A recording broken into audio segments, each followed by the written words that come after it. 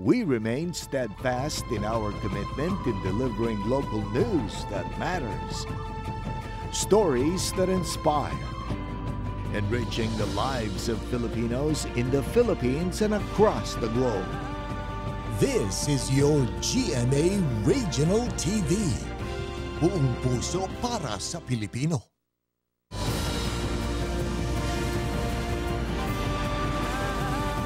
Ito ang GMA Regional TV, One Mindanao.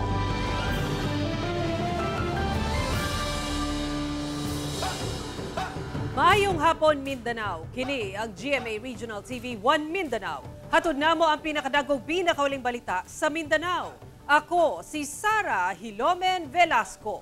Live gikan dinhi sa GMA Davao Complex. Cyril Chavez, live gikan dinhi sa GMA Cagayan de Oro Station.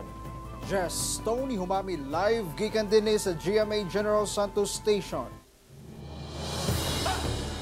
Dili na mahinayon ang pagdagan sa usa ka kandidato pagkasangguniang kabataan chairman sa Davao City. Human siya namatay dihang giatake samtang nagdula og basketball. Ani report ni Argil Relator. Sa kuha sa CCTV sa paliga ng ipahigayon sa Barangay Malagos Gym sa Davao City, subay sa pagsaulog sa araw ng barangay. Makita nga naa sa posisyon sa usa ka player ang bola. Gipasa niya ang bola sa iyang kauban o gipasa sa balik kaniya. Sa dihang pagpasa niya sa laing kauban ang bola, dinhi na kini napaluhod og daw na umod sa salog. Gilayong mitawag og timeout ang referee o gidagan ang maong lalaki. Gilayon siyang gitabang og CPR kon cardiopulmonary resuscitation. Gidala sabdayon kini sa usa ka ospital sa Kalinan. Apan wa damha nga mao nakadto ang iyang ulahing dula sa basketball. Human kini namatay. Nailhan ang maong basketball player nga si Philip Saladio Jr., 23 anyos. Saksi ang mga girikanan ni Philip Jr. sa maong hitabo.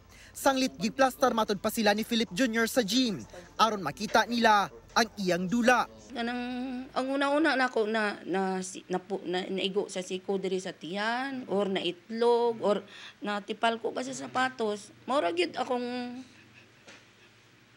nabutan sa kung una-una itong pagwala gani kayo dayon miniduol kay anatipal ko siguro. Nagatrain sa matod pa si Philip Jr. og mga bata nga mahiligon sa pagdula og basketball. Kandidato sab siya pagka SK chairman sa barangay Tawan-Tawan. Taas kini bata og plano sir sa among barangay. Dili lang kay mga batan-on. Pati tanan sir nga sa barangay, grabe ni bataan ni. Kini bata sir, dili pa ni siya kakuan sa SK chairman. Pero grabe na rin nahimo sa barangay Tawan-Tawan, sir, yan natabangan na rin.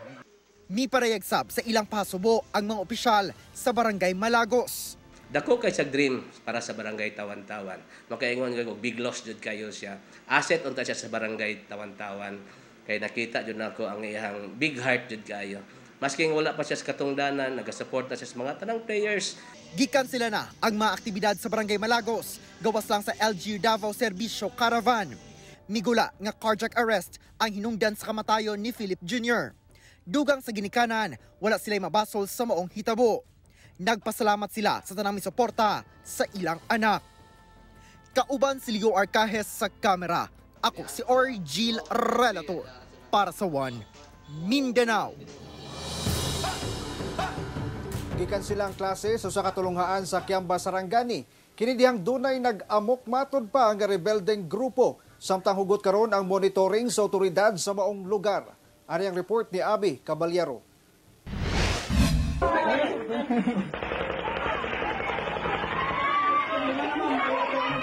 Nabulabog sa buto-buto sa armas ang mga residente sa sitio Green Valley. Hilabi pa ang mga estudyante sa Green Valley Integrated School sa Barangay Nalos, Kiamba, Sarangani adlawng Miyerkules. Makit ang paspas miikyas ang mga estudyante ug mga magtutudlo padulong sa mas luwas nga lugar. Paglabay sa pipila ka minuto, naundang ang buto-buto sa pusil. Gani gikan sila una ang klase sa mga estudyante hangtod adlawng Huwebes ug nakatakda kining mag-resume sa Biyernes. Gitawagan sa GMA Regional TV ang tagdumala sa eskwelahan apan may balibad na kini sa paghatag og pahayag. Matod sa 38th Infantry Battalion, duna matod pay pipila ka miyembro sa rebeldeng grupo ang nagpabuto og pusil duol sa sitio. Posible matod pang nanghadlok lang sa katawhan ang maong grupo. Hinuon walay nasamdan atol sa hitabo. Gipaklaro sab sa otoridad nga ang sunod-sunod nga buto sa pusil nga madunggan sa video naggikan matod pa sa kasundaluhan nga nagpahigayon og clearing operation. Sa karon hugot ang monitoring sa kasundaluhan sa lugar. Ako si Abby Caballero para sa One Mindanao. Regulatory Compliance Board sa Cagayan de Oro City LGU gi-inspeksyon ang bar kung asa nahitabo ang viral rumble sa mga customer. Daghang kalapasan nakita sa otoridad. Samtang mga inn ug motel gi-inspeksyon sab aron patukan ang child prostitution. Ani ang report. Surpresang gi-inspeksyon sa Regulatory Compliance Board kun RCB sa Cagayan de Oro City LGU uban ang Cagayan de Oro City Police Office ang mga bar o imnanan sa dalang Captain Vicente Roa sa downtown area. Gihimo kini human ang nahitabong rumble sa lugar nga gikalimbigitan sa nagkadayang grupo sa mga batan-on.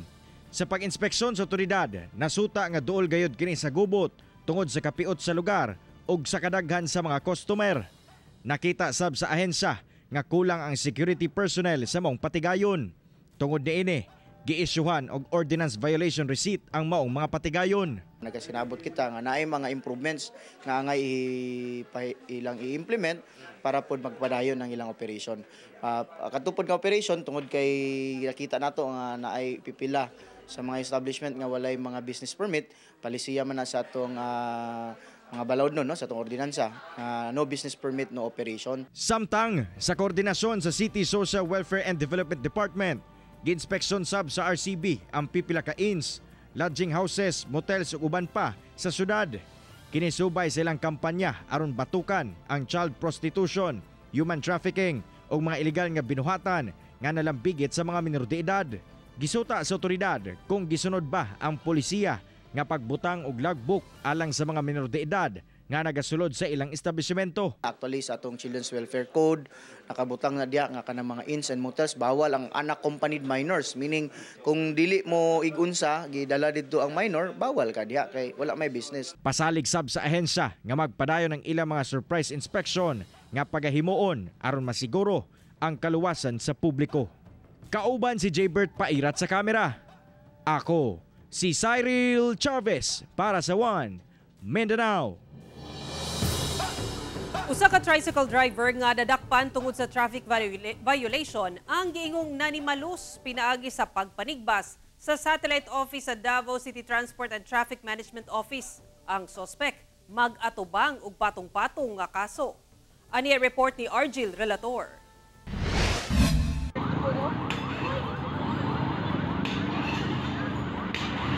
Nangabuak ang glass window sa satellite office sa City Transport and Traffic Management Office sa Barangay Mintal, Davao City. Human gitigbas ni ining lalaki gamit ang sundang Miyerkules sa hapon. Nagkadugo na sab kini human nasamdan sa nabuak nga bildo. Nibalik pa kini og gitawasan og tigbas ang bintana sa buhatan. Nailhan ang nanigbas nga si Emerson Adoptante, usa ka tricycle driver. Sa investigasyon, nagdumot matud pa kini human gidakop sa mga personahe sa City TMO tungod sa traffic violation Miyerkules sa buntag o gipanghimungtan ang satellite office sa ahensya pagkahapon. So bawal man gud ng tricycle sa highway sa mga tong gidakop and then gi-impound niya ang tricycle. So rasuko dayto siya no sa ato mga City TMO. Giingong nakainom ang maong suspect gihang gisulong ang satellite office. Mali ang i-approach kay pwede man siya mag-contest sa atong opisina. Pwede siya mo reklamo nga kung nabay mali ang pagdakop nganong gi-impound. Human gibuwak sa suspect kining glass window unta dinhi sa satellite office sa City TMO sa karon gi-repair una nila kini gamit ang steel matting. Gipasaka na og patong-patong nga kaso ang suspect adlawng Huwebes. Nari tulo ka kaso nga gi-file against sa iya sir no mo aning alarm and scandal, then malicious mischief and then the BP 881 mo ni siya ang kamanibos Election Code of the Philippines, sir. Mo ni siya gi-file atong October 5 sa office sa ato ang City Prosecutor sa Ecolan. Walay pahayag ang suspect nga balhog sa detention facility sa Tugbok Police. Kauban si Leo Arcajes sa kamera. Ako si Orgil Relator para sa One Mindanao. Gikalipay sa mga empleyado sa Region 12 ang ipatubang usbaw nga 35 pesos sa inadlaw nga suhulan sa minimum wage earners sa rehiyon. Sumalapay patuman ang paghatag sa first tranche niini karong October 16. Ano ang report? Subay sa wage order number RB12-23, anaa sa 35 pesos ang usbaw sa inadlaw nga suhulan sa mga trabahante sa Region 12 sa agriculture ug non-agriculture sector. Gikan sa 368 pesos, mahimo ng 403 pesos ang daily minimum wage alang sa mga trabahante sa non-agriculture sector. Sumala sa Regional Tripartite Wages and Productivity Board, epektibo karong October 16, nakatakdang ipatuman ang paghatag sa unang tranche sa usbaw nga naa sa 22 pesos, samtang ang second tranche niini ipatuman sa January 1, 2024. Effective October 16, yung ating increase na 22 pesos. Lahat ng workers, sir, sa non-agri, agriculture, retail, and service workers. Kasali na po sila lahat-lahat. Nagpasalamat sab ang mga minimum wage earners sa General Santos City. Labi pa nga makatabang kini sa nagkataas nga presyo sa mga palaliton karon. Dagdag sahod, dagdag kasi sa hirap ng buhay ngayon, lalo na yung bigas, sobrang mahal na, di ba? So kailangan talaga namin yan. Malaking pagkasalamat namin kasi kami na dito, nagtatrabaho, kailangan namin ng madagdagan yung namin. Pagtaas ng minimum wage dito sa Jinsan, which is malaking bagay o malaking tulong na rin ito sa amin bilang manggagawa. Dungan ni Ana, duna say 500 pesos nga usbaw sa binulan nga sweldo sa mga kasambahay. Sumala sa RTWPB 12, mahimong 5,000 pesos na ang monthly wage rate sa mga kasambahay sa mga syudad ug first class municipality sa tibuok Rehiyon 12, samtang 4,500 pesos sa ubang munisipyo. Nagpahigayon sab og information drive ang buhatan kauban ang Department of Labor and Employment 12 ngadto sa mga trabahante ug employer kalabot sa pagpatuman sa wage increase. Ating wage increase is mandatory po talaga, so dapat lahat po ay sumunod.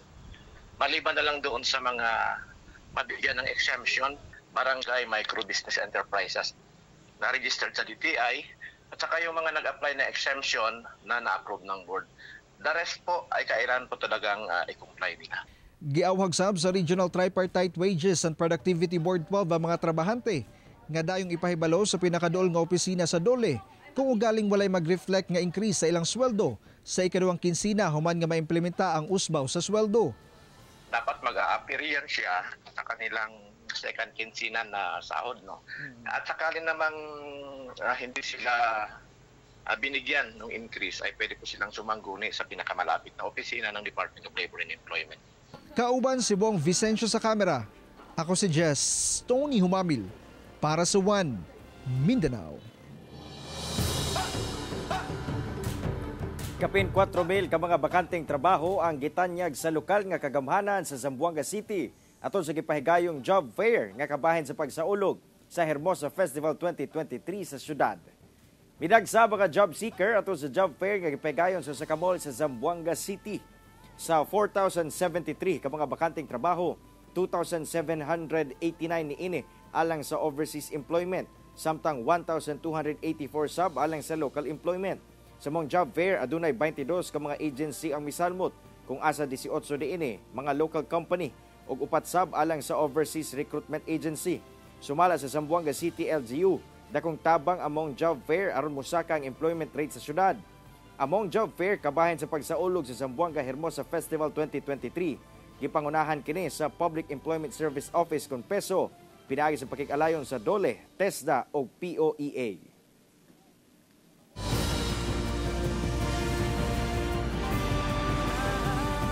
Ito ang GMA Regional TV, One Mindanao.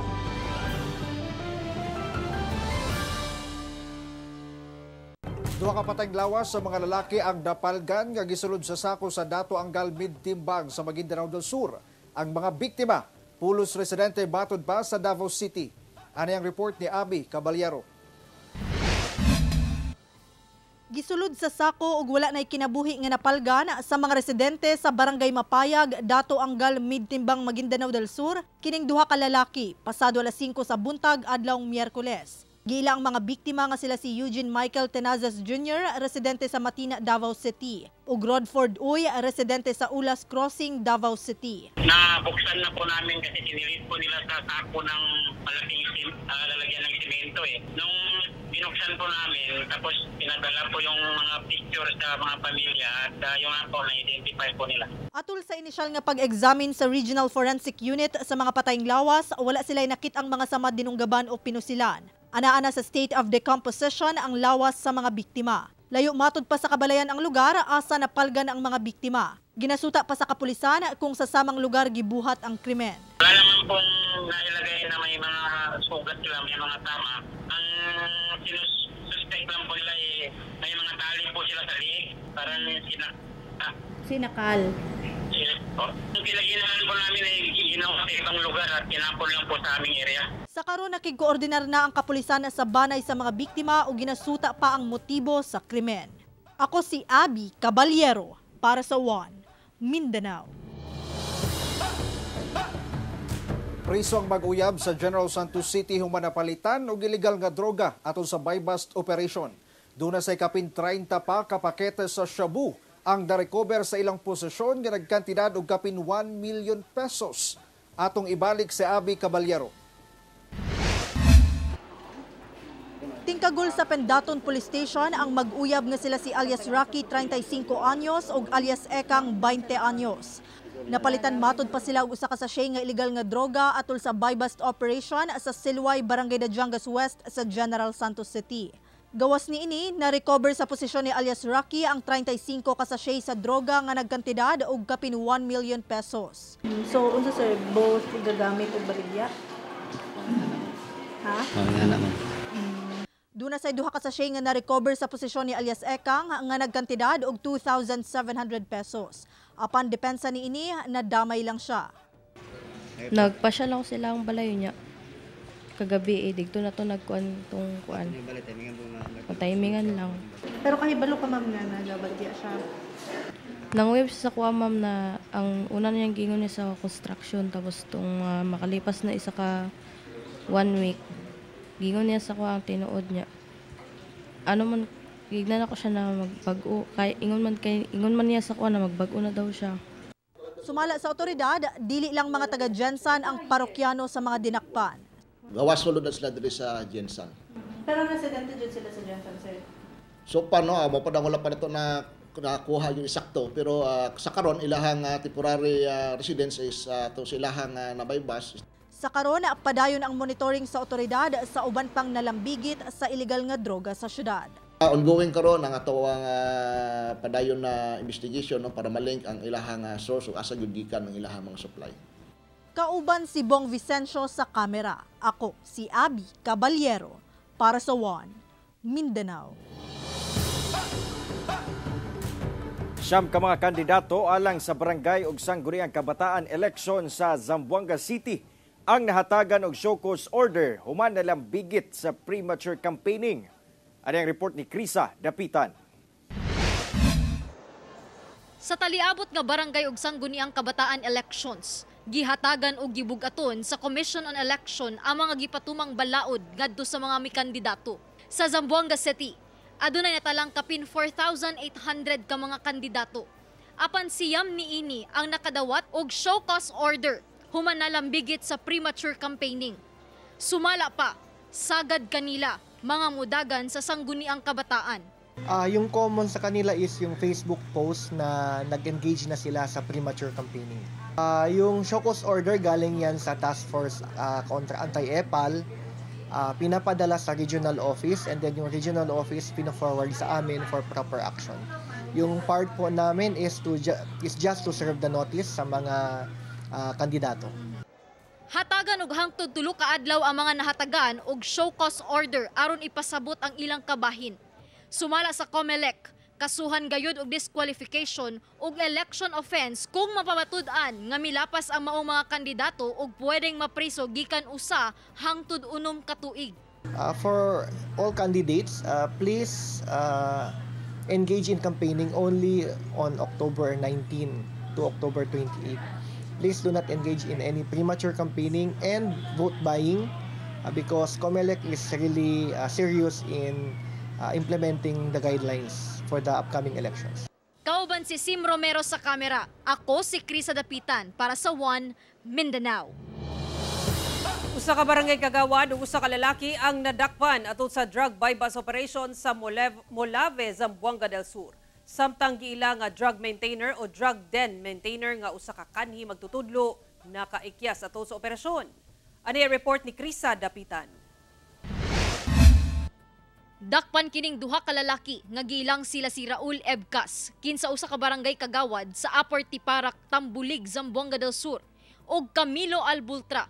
Dihang maaktuhan sa mga personahe sa Philippine Drug Enforcement Agency, CONPEDEA, nga nagapat session sulod sa usa ka panimalay nga usa kuno ka drug den sa barangay Madasigon, Molave, Zamboanga del Sur.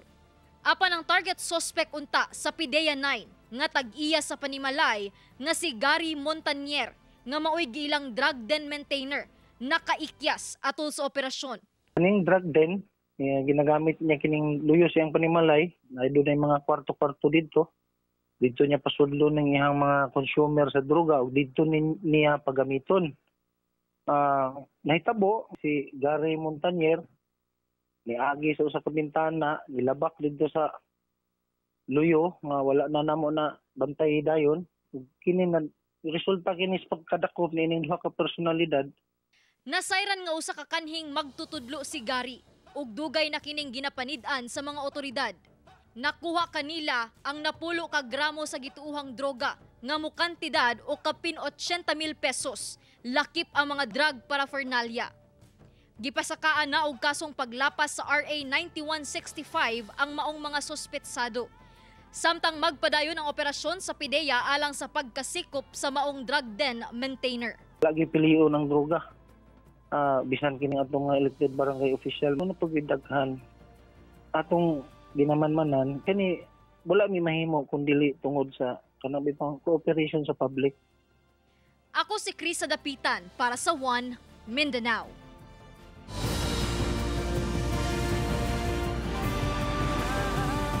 Ito ang GMA Regional TV, One Mindanao.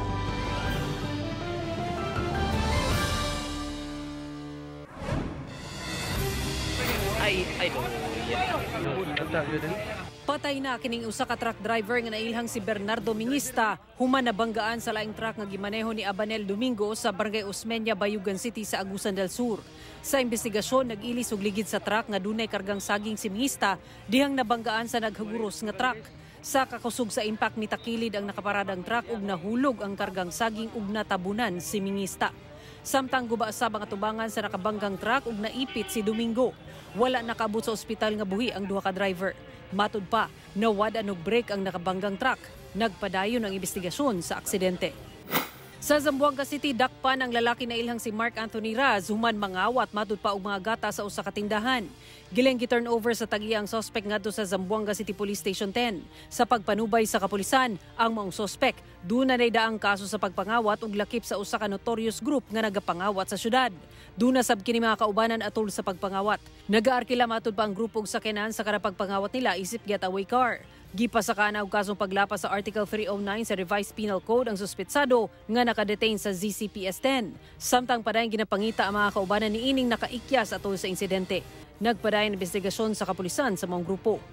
Sa Butuan City, arestado ang babaeng nailhang si Emilia Bornea, human nakuhaan og illegal nga droga nga gitago matud pa sa CRC Ambalay sa Purok 4, Barangay Mahogany. Sumala sa kapulisan, atod sa pagsilbi sa search warrant, wala sila nakitang droga. Dihang gipangutana ang sospek, napugos kini pag-ingon kung asa ang droga. Nagkantidad og kapin 68,000 pesos ang droga ug drug paraphernalia nga nakuha gikan sa sospek. Sumala sa sospek, gisugo ra daw siya nga magbaligya og illegal nga droga. Nagpadayon ang investigasyon sa kaso. Usa kayro sa Zamboanga City ang gikalingawan karon tungod kay samtang na masahero ang amo niini nga usa ka PUJ driver. Anaa kini nagpungko sa atop sa jeep. Ang ilang istorya atong siren sa report ni Krisa Dapitan. Good vibes gayud ang dala niining video nga kuha sa usa ka netizen kung asa makita kining iro nga ana sa atop sa usa ka jeep samtang na masahero ang amo niini nga usa ka PUJ driver sa Zamboanga City. Meet Kibol. Si Kibol ang sinaligang pet sa jeepney driver nga si Samuel Ruelio. Ginganlan niya kini og Kibol tungod putol ang ikog niini. Saysay ni Samuel, nagsugod karong tuiga ang pagkuyog ni Kibol kaniya kung mamasahero siya kada buntag. Di daw niya mabiyaan si Kibol sa balay kay daw maghilak kuno. Sumala pa, ganahan gayud kuno si Kibol sa ibabaw sa jeep. No quiere le afuera, quiere la calentamiento, le tiene frío, vale, está corre, na amo que le quiere. Na tapon na techo con el arriba. Na quiere le arriba techo. Alegre sa tamila con este. Ang cute sila con este iro, kay sabe mambalance daw arriba. Apan inig kaudto, kung masinati na ang kainit sa panahon, ginapanaog na ni Samuel ug didto na siya maglingkod sa front seat. Sumala ni Samuel, wala daw angay ikabala ka iyang mga pasahero kay anad kuno si Kibol sa tawo. Gitrain kuno niya si Kibol nga dili mo ambak samtang nagadagan ang sakyanan. Gani malipayon si Samuel sa mga taong nalingaw kanila ni Kibol. Thank you también sila din palangga yang kuan di iru. Como tan kuan también sila tan video. Thank you también kanila. Oh, de verdad man si Kyle hindi safety pero makin pakilaya to con ele pone arriba. Hindi dili kay sabit limang balance con ele arriba kay jutay pare. Sabi ale kilaya disiu kuan así dari arriba. Makin kilaya di kore. Nila takay gayot. Kauban si Sim Romero sa kamera. Ako si Krisa Dapitan para sa One Mindanao. Mga kapuso, 80 kaadlaw na lang, Pasko na. Mao kadto ang mga uling balita sa Mindanao karong adlaw. Mamahimo ninyo kining makita pag-usab pinaagi sa pagbisita sa official website sa GMA Regional TV o bisita ang among official YouTube channel o i-click ang subscribe button para sa pinakaulahing balita. Daghang salamat sa atong mga kapuso sa Mindanao nga nagalantaw kanamong sa atong mga kapuso abroad. Parayon lang sa pagtutok sa mga lokal nga balita matag adlaw tungod sa GMA Regional TV. Local news matters. Kami ang GMA Regional TV 1 Mindanao. Tibok pwersa para sa mas dakong misyon ug mas halapad nga pagserbisyo sa nasod. Happy weekend mga kapuso!